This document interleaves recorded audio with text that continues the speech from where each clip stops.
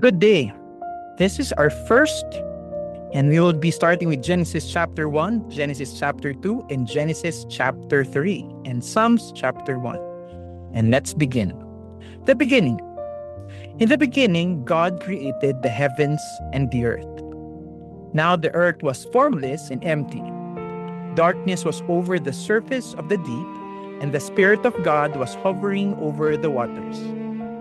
And God said, "Let there be light," and there was light. God saw that the light was good, and he separated the light from the darkness. God called the light day, and the darkness he called night. And there was evening, and there was morning the first day. And God said, "Let there be a vault between the waters to separate water from water." So God made the vault and separated the water under the vault from the water above it. And it was so. God called the vault sky, and there was evening, and there was morning the second day. And God said, "Let the water under the sky be gathered to one place, and let dry ground appear." And it was so. Verse 10. God called the dry ground land, and the gathered waters he called seas. And God saw that it was good. Then God said, "Let the land produce vegetation, seed-bearing plants and trees on the land that bear fruit with seed in it, according to their various kind." And it was so. The land produced vegetation, plants bearing seed according to their kinds, and trees bearing fruit with seed in it according to their kinds. And God saw that it was good. And there was evening, and there was morning the third day. And God said, "Let there be lights in the vault of the sky to separate the day from the night, and let them serve as signs to mark sacred times and days and years. And let them be lights in the vault of the sky to give light on the earth."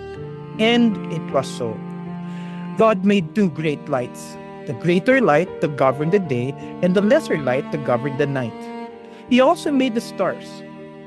God set them in the vault of the sky to give light on earth, to govern the day and the night, and to separate light from darkness. And God saw that it was good. And there was evening, and there was morning the fourth day. And God said, "Let the water teem with living creatures, and let birds fly above the earth across the vault of the sky." Verse 21. So God created the creatures of the sea and every living thing with which the water teems and that moves about in it, according to their kinds, and every winged bird according to its kind. And God saw that it was good. God blessed them and said, "Be fruitful and increase in number, and fill the water in the seas, and let the birds increase on the air." And there was evening, and there was morning the fifth day. And God said, "Let the land produce living creatures according to their kinds, the livestock, the creatures that move along the ground, and the wild animals, each according to its kind." And it was so. God made the wild animals according to their kinds, the livestock according to their kinds, and all the creatures that move along the ground according to their kinds. And God saw that it was good. Then God said, "Let us make man in our image, in our likeness, so that they may rule over the fish in the sea and the birds in the sky, over the livestock and all the wild animals, and over all the creatures that move along the ground." So God created mankind in his own image. In the image of God, he created them. Male and female, he created them. God blessed them and said to them, "Be fruitful and increase in number, fill the earth and subdue it. Rule over the fish in the sea and the birds in the sky, and over every living creature that moves on the ground." Then God said, "I give you every seed-bearing plant on the face of the whole earth, and every tree that has fruit with seed in it. They will be yours for food. And to all the beasts of the air, or the earth, and all the birds in the sky, and all the creatures that move along the ground, everything that has breath of life in it, I gave every green plant for food, and it was so. Verse 31. God saw all that he had made, and it was very good. And there was evening, and there was morning, the sixth day. Genesis chapter 2. Thus the heavens and the earth were completed in all their vast array. By the seventh day God had finished the work he had been doing, so on the seventh day he rested from all his work. Then God blessed the seventh day and made it holy, because on it he rested from all the work of creating that he had done. Adam and Eve. This is the account of the heavens and the earth when they were created, when the Lord God made the earth and the heavens. Now no shrub had yet appeared on the earth, and no plant had yet sprung up, for the Lord God had not sent rain on the earth, and there was no one to work on the ground. But streams came up from the earth and watered the whole surface of the ground. Then the Lord God formed a man from the dust of the ground and breathed into his nostrils the breath of life, and the man became a living being. Now the Lord God had planted a garden in the east, in Eden, and there he put the man he had formed. The Lord God made all kinds of trees grow out of the ground, trees that were pleasing to the eye and good for food. In the middle of the garden were the tree of the life and the tree of the knowledge of good and evil. A river watering the garden flowed from Eden. From there it was separated into 4 headwaters. Verse 11. The name of the first is the Pishon. It winds through the entire land of Havilah, where there is gold. The gold of the land is good, aromatic resin and onyx are also there. The name of the second river is the Gihon. It winds through the entire land of Cush. The name of the third river is the Tigris. It runs along the east side of Ashur. And the fourth river is the Euphrates.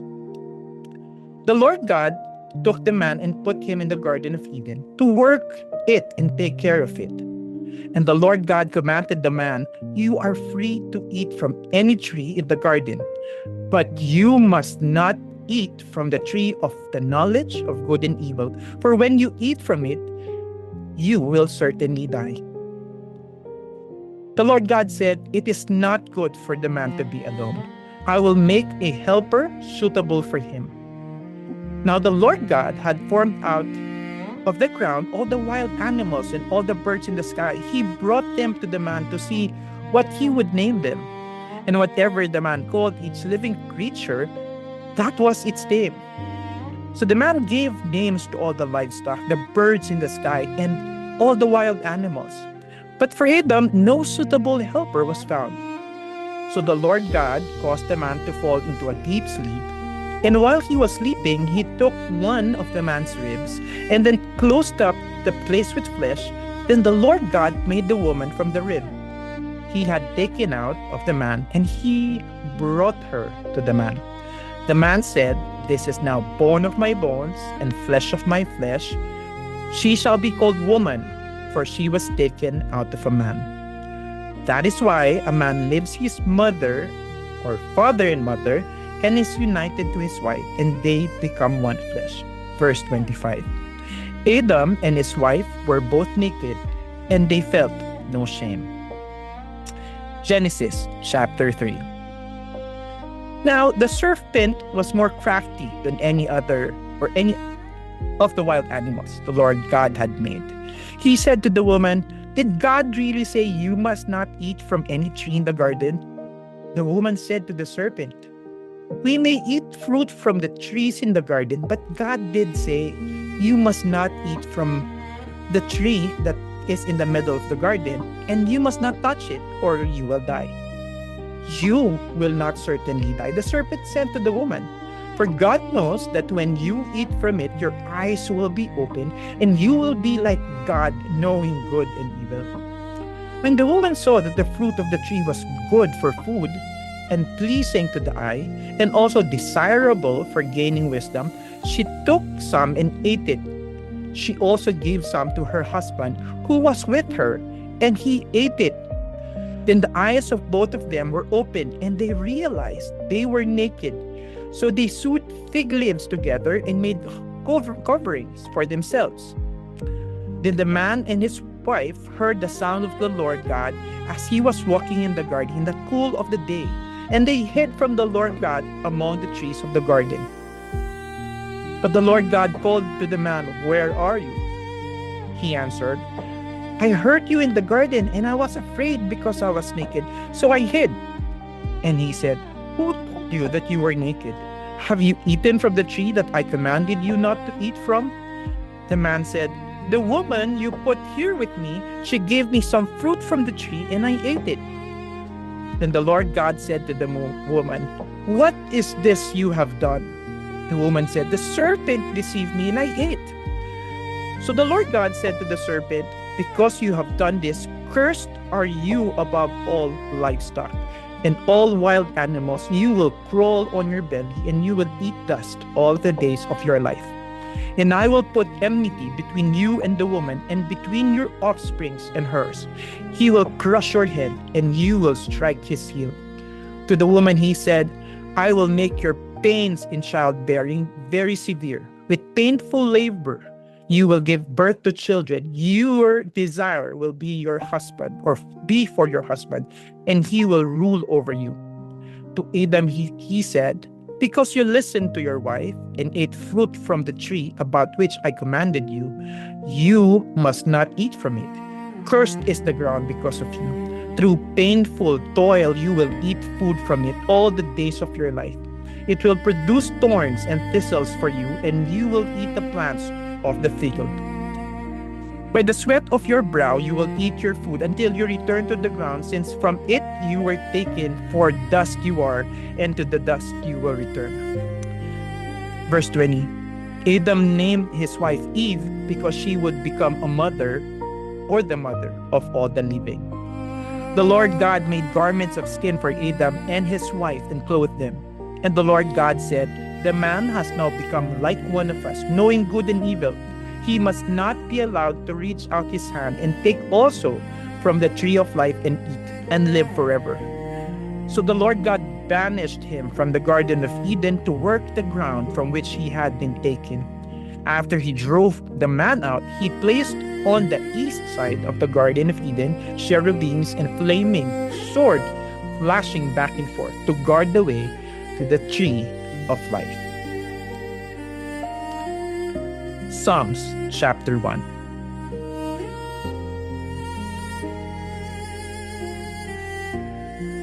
Blessed is the man who does not walk in the step with the wicked, or stand in the way that sinners take, or sit in the company of mockers, but whose delight is in the law of the Lord, and who meditates on his law day and night. That person is like a tree planted by streams of water, which yields its fruit in season, and whose leaf does not wither. Whatever they do prospers. Not so the wicked. They are like chaff that the wind blows away. Therefore the wicked will not stand in the judgment, nor sinners in the assembly of the righteous. For the Lord watches over the way of the righteous, but the way of the wicked leads to destruction.